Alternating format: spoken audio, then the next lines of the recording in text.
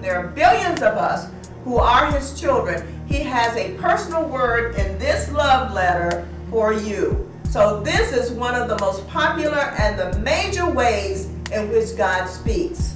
So the Rhema word, let me give you an example of a Rhema word that I always get. I have a great vision for this church, a great vision for my company, Carolyn's Finishing Academy and CFA Productions, Inc.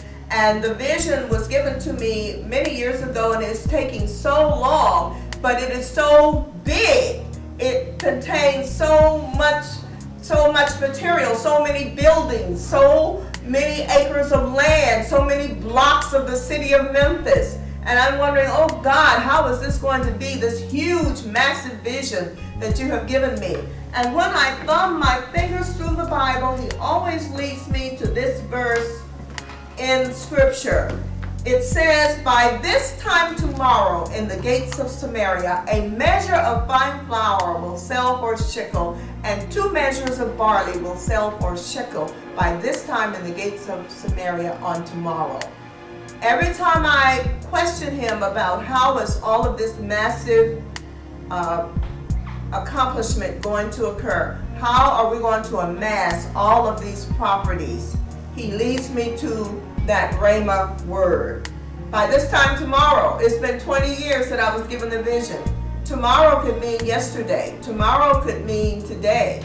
Tomorrow could mean a moment from now, 5 years from now, 20 years from now. But whatever tomorrow is, God says that the land is going to be given for a shekel. What is a shekel? A shekel is 0.503 ounces. A measure of fine flour will sell. In other words, you will buy this property for a shekel. 2 measures of barley will sell for a shekel. A shekel is 0.403 ounces, which means what? We're going to gain this property for little or nothing. This is God's Rhema word to me when I become concerned about how are we going to attain all of these buildings? How are we going to attain all of this land? God continuously leads me to this Rhema word about the fine flour, the barley, selling for a shekel, and he will do the same thing for you. Any time you read his word, he's speaking to you personally. This is his love letter to you on how to live in this earth because he loves you. Another way in which God speaks out loud sometimes. Sometimes people will say, well, did you hear God speak out loud? Well, sometimes God does speak out loud. I really don't know of any people today who have heard God speak out loud. Do you?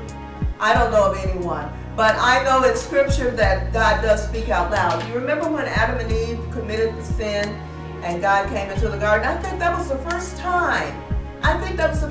They ever heard God speak out loud, because before they were so close to God, they communed with God in their inward being. And God never had to, there was a straight line of communion from Adam and Eve to God. And it was a continuous stream of communication where God never had to speak out loud to them.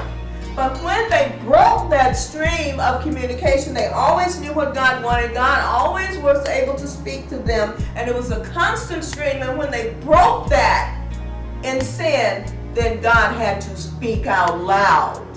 And I think there are particular circumstances in which God has to speak out loud. Not that he doesn't do it today. I'm sure he would today if there was a particular circumstance which would force him to do that. But when they sinned, he said, what have you done? He said, who told you you were naked? And he was speaking out loud for the first time. They heard his voice audibly. And this was something important.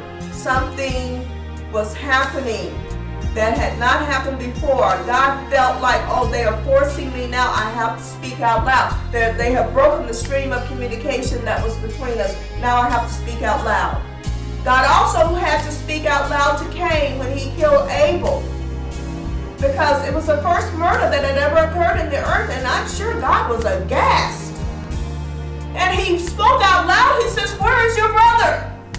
He says, your brother's blood speaks out to me from the earth, from the ground. Where is your brother? What have you done?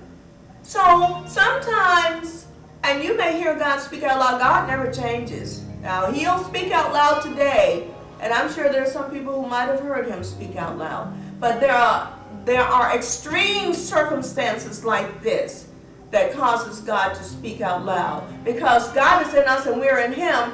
When we receive Jesus, that stream of communication returns that was between Adam and God. And it's just a constant stream of from inside and up and from inside and up. So God doesn't have to speak out loud to us because we have returned to the state of Adam, for Jesus was the second Adam. And when we receive Jesus, we return to that state that Adam was in. And so that communication is a constant stream, and the communication is inside of us. At the burning bush, God felt that He had to speak out loud to Moses. What did He say? He says, Moses says, well, I'm a stutterer. Oh, please don't send me. I can't talk. My language is bad. My speech is bad. I can hardly get my words out. Please don't send me to Pharaoh to tell them to let the people go. And he says, who am I? They're not going to, who am I standing in front of Pharaoh? And so God felt like, okay, this is an important thing because I need to speak out loud here because this has to do with the nation of Israel. I've got to build this little country. I have got to deliver these people. I have got to separate these people to myself because this group of people is what salvation is all about. This is real important. This man has got to get confidence to go in and tell Pharaoh what I'm sending him in to do. So God felt, okay, I've got to speak out loud to this. I've got to burn this bush. I've got to set the bush on fire. I've got to speak out loud to this man. So He said, tell them that I am sent you. I am that I am. I am sent you. And God said it out loud so that Moses could understand. And then on Mount Sinai, He spoke to Moses. I'm going to pass by. You can see my back. You're not strong enough to endure the presence of my face. He had to give the 10 Commandments. That was something real important. We needed the law to see, to look into the mirror, to see that we needed salvation. Whenever it was extremely important and God really wanted people not to miss, He spoke out loud. And then with Samuel was a little boy, and Hannah was childless. She was barren, and she prayed for many, many days to have a child. So God gave her Samuel, but she promised, if you give me a child, I will give him back to you. So when Samuel was born, and as he grew, and when he was able to be a youngster on his own, she took him to the temple. She kept her promise to God. He stayed in the temple with Eli. Eli was the priest in the temple. And one night as Samuel lay in the temple with Eli, God spoke out loud to a little boy who had never heard, who didn't know God, and who had never heard the voice of God. And Samuel heard someone call his name, Samuel. And so he naturally thought it was Eli, so he got up and he ran and he said, did you call me? And Eli said, no, go back to bed. Then God calls again, Samuel. Then the little boy gets up and he says, did you call me? No, go back to bed. Then the third time Eli says, he figured it out. God must be talking to you. So the next time you hear that voice, say, here I am, Lord. Your servant is listening. Here am I.